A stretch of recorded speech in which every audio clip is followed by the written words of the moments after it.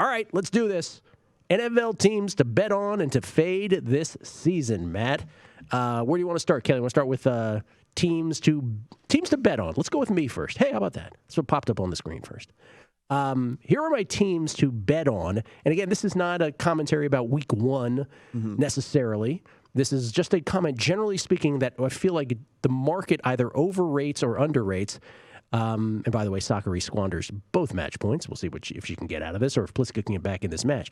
So teams to bet on, for me, it's the Patriots and the Chiefs. And you're probably saying to yourself, oh, big deal, Gill, Patriots and Chiefs. Well, the Patriots, I definitely feel, I think they're going to, if not return to glory, they're going to return very quickly to a point here in the early weeks of the season where we're going to say, oh, this is Bill Belichick once again with a really good quarterback.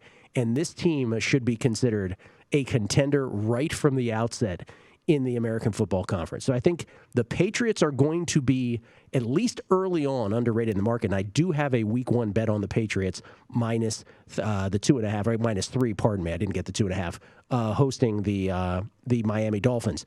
The Chiefs. Now, most people are going to say, okay, well, obviously, dude, the Chiefs are a team to bet on. Yeah, but they're coming off a season where they got housed in the Super Bowl. And I really do believe that they are going to make a run. You ready for this? At an undefeated season. They can get by the Browns in week one. I have a feeling they are going to flirt with an undefeated season, or at least a run at an undefeated season. So I really do believe that, and this is a team that, remember, played down to their competition last year. So I think we'll see a different kind of Chiefs team from week to week. So I think those are teams to bet on for those reasons. Teams to fade, for all the reasons we stated, the Ravens with lots of injuries on offense, I think they're a team to fade. I worry about them Monday night against the Raiders, quite frankly. And then the Packers. I think people just assume Aaron Rodgers is going to be awesome, as he always is. Well, he's going to be great, but I don't know if he's going to have a season where he throws north of 40 touchdowns with only 5 picks like he did last year. So I think the Packers might be a little overrated, generally speaking. Yeah, I'm with you on the Chiefs. And so for me, specifically the Chiefs, after this first little stretch in the season here, I think that there's going to present, unless your bold prediction comes true that they're going to go undefeated, which I hope. Well, I didn't say they're going undefeated. No, they might flirt with it. Yeah. I hope that's not the case because I want some value on this team. And you look at this, and we talked about this a couple of nights ago, but it bears repeating. We're probably going to hammer you over the head of this for the first month of the season. Starts out with the Browns, then the Ravens, then the Chargers. Yes, you get the Eagles. That is a road game, however, in week 4. Bills and Washington football team. That's the first 6 weeks of their season. This is the first 6 games of their season. And if you want to count the Titans, depending on how strong you do or don't believe the Titans are, you could even throw them in the mix right there. I think we are going to get presented with one of the greater betting opportunities maybe of all time if they come out of this stretch right here 4-3, something like that. Or what if they falter a little bit more and God forbid they come out 3-4 or something, some kind of something like that. It lightens up exponentially after that. Giants, Raiders, Cowboys, Broncos, Raiders again, Bengals, Broncos. It lightens up exponentially after that stretch. And I think that with this Chiefs team, betting these live totals that we're talking about, like win totals, betting the conference, betting the division, all these different things. I think we might be numbers if that happens. Yeah. All of those, I think we are going to get just unbelievably awesome betting experience on this Chiefs team. Should this, again, maybe there's an all-time team and they can run through that gauntlet. But if they do that, holy mackerel. Interesting that we landed on the Chiefs for 2 different reasons. One, or if they have a lull, and then you can pound them in a way moving forward. And me, just because they played down to their competition last year, I think they're going to smoke teams this year week after week. Yeah. Interesting. And this is just from a betting perspective. This doesn't necessarily mean that they're going to win a bunch of games, but I do believe that the Bears might be, at least for a stretch, a bet-on team after those first 3 games of the year when they finally discard Andy Dalton, because they're going to get hammered so bad in at least 2 of the 3 games. And God forbid if they lose to Cincinnati in that second game as well, then, this is going to be as low as humanly possible on that team. And when they switch to Fields, I think we're going to see these gigantic spreads. And I just think that they'll just be able to be a bet-on team that we're just going to be able to take points with because they look so horrible at the beginning of the year. Same deal with the Browns, right? Listen, say they happen to lose to the Chiefs oh my gosh, the Chiefs in week 1, then the Ravens actually win in week 1, we might be able to get back in on this Browns team yet again, because the Ravens win in week 1 in a game they should win against the Raiders, and then the Browns lose in a game they probably should lose to the Chiefs, and then that presents even a better opportunity for the Browns again. So I think there's a lot of these dynamic situations here where we're going to be monitoring and saying, hey, I was in on them before, I'm coming back in again. So for me, another team, Cowboys here, is a team that I'm going. Listen, this is mainly because I have no conviction whatsoever in this division. I honestly think that this division is probably any of the 3 teams between the Giants, the Cowboys, and the Washington football team could win. And it wouldn't even surprise me if the Eagles came out of nowhere and did it, because I don't think any of these teams are really any good top to bottom. And so they start off the season at Bucks, at Chargers. So they are going to be 0-2. And we brought up this kind of weird thing about the schedule here, where they could end up winning this division just on the back half of the season, because they play Washington twice, the Giants and the Eagles, all within the last 6 weeks of the season. And so they're going to start 0-2. And probably getting hammered tomorrow night by the Bucks as well, and as part of that. Then they go on the road over to LA to have to play on the road the second game of the year as well. So I think you can buy low on them is to win a division, maybe even a win total type situation with this team, because it's going to be as low as humanly possible for this team after the first 2 weeks. And so I think I might take a little bit of a piece of the Cowboys after weeks 1 and 2, after they start off 0-2 as well. I think the Jets are going to be an over team all year long. I'm going to be looking to see, their competition week in and week out. I think this offense is going to be actually fairly competent, and the defense is going to be a bottom 5 unit, I think, in all of the NFL.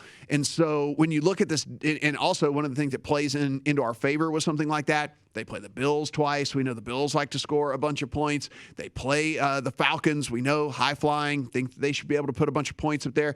And so I think that we're going to be able to take advantage of this Jets team as well, maybe with some overs. And so I'll be looking to play those teams a lot with the overs. As far as fades, a team that I've come basically full circle on here is this Vikings team. We were all over the Vikings, especially when we thought that Aaron Rodgers might not be there. And then now all this stuff coming out about, with the Kirk Cousins situation and how valuable he is to this team and making this team actually go. And so for me, it's tough for me to back this team. So it won't be in week 1. But after they get a convincing win in week 1, I will be looking to play against them probably early and often, especially weeks 2, 3, 4, where we're getting that Cardinals, Seahawks, Browns stretch. I will be trying to look to play against this team as much as humanly possible. You think they're rolling the Bengals at Cincinnati week 1, Sunday? Probably. No? Probably. I like the 3. And Matt, I actually have the Vikings on my list of teams kind of to bet on. But to your point right there, I'm glad you brought that up, because for me, I think that you're gonna.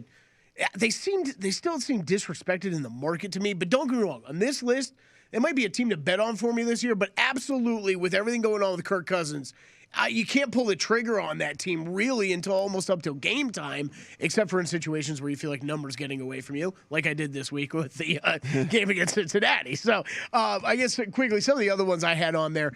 You got the whole league listed, Kelley. Yeah, I know. I put a few down there. Rams, Browns, just kind of similar situations where we've been talking about them all summer. High on both teams, but they're still. Market's going to underrate them to a degree, because I think they're both kind of 1-2 in NFC, AFC, and market says they're more 3-4 in both of those conferences. So I think you're going to get value on both those teams throughout more the entirety of the season betting on them. I think heading into the season, then teams like the Steelers and the Falcons, I think I personally believe the Falcons have a chance to be second in that division, the AFC South. I don't think the Saints are all that great, are going to be all that great this year. You see them under teams that fade for me. I think the defense is still going to be good. I'm very questionable about that offense, how that's coming together.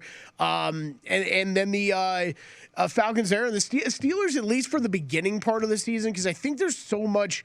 I think what they are this season could be so different between what they've been the past couple seasons. I don't think they could be as good as what we saw them a few years ago. I don't think there's any way that's going to happen. I don't think they're going to be as bad as what we saw at points with them last year. So that's a team at least early on, and like Matt really broke down kind of schedule points of where he was looking at. I think at least early on, Steelers I think is a team that could be a bet on team.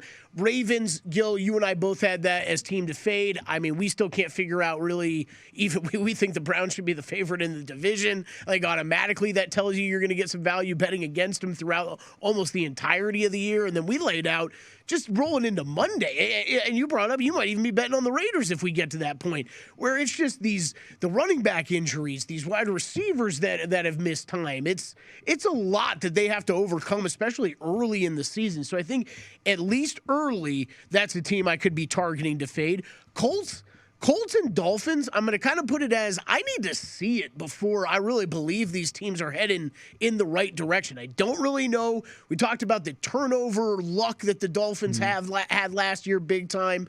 I don't know that this team is fully confident in Tua. Therefore, I don't know how confident I should be in Tua as a bettor. So at least early on, that's a team that I like. I like that Patriots play this weekend, Gill. It's some I haven't bet yet, but I might end up being on before Sunday gets here. I think that's a team I kind of need to see that consistent success from before I start to believe in them.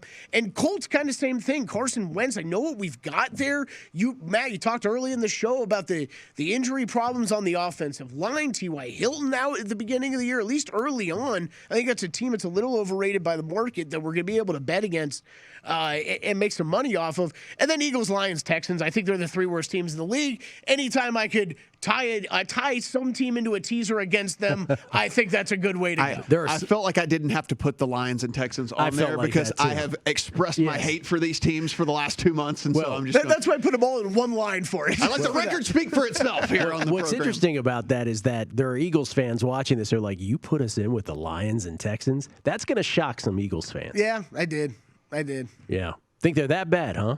I do not think that team, as much as you broke out how random the NFC East could be, I can see any team winning the NFC East except for the Philadelphia Eagles. Oh, I would agree with that. That was the one preseason game. You know how we're like, we don't read into preseason. We don't pay that much attention to it. But that one Eagles performance, was it against the Patriots? I don't even remember who the opponent was, where they just got destroyed, like 34-0. That was the one preseason game where I remember afterwards saying, Patriots, where afterwards you're like, boy, did that team look bad. And there are, every once in a while, there is a preseason game where a team looks so bad where you're like, that might have meant something. So we'll see. We shall see with the Eagles 3-point dogs week 1 against the Falcons.